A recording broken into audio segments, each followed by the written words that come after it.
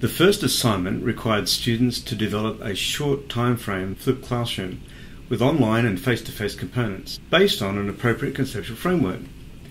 In a flipped classroom, content acquisition begins before the lesson, enabling the teacher to facilitate student engagement in higher order thinking during class time.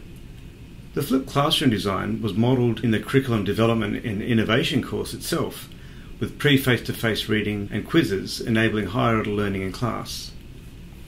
One requirement for the assignment was that assessment should be built into the pre-face-to-face online component so that the educators would be aware in advance of their own learners' understanding.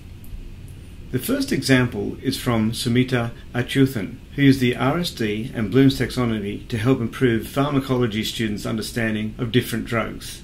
Sumita used the RSD as the conceptual framework for her class, including using it to structure the marking rubric.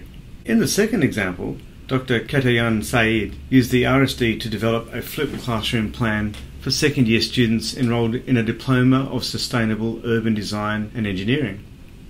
Katayan used Sophie Karanicholas's modified version of the RSD for flipped classroom design to help conceptualise the structure of her own flipped classroom design.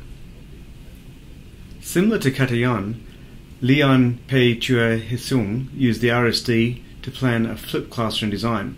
However, it was in the context of real estate market research. Feedback provided to students on Assignment 1 was to be specifically incorporated into improving Assignment 2.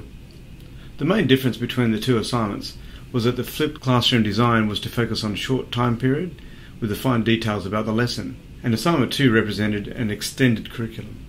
A good example of the conceptual connection between the learning activity to adapt the RSD and Assignment 1 is shown in this diagram from Kanathal Natarajan.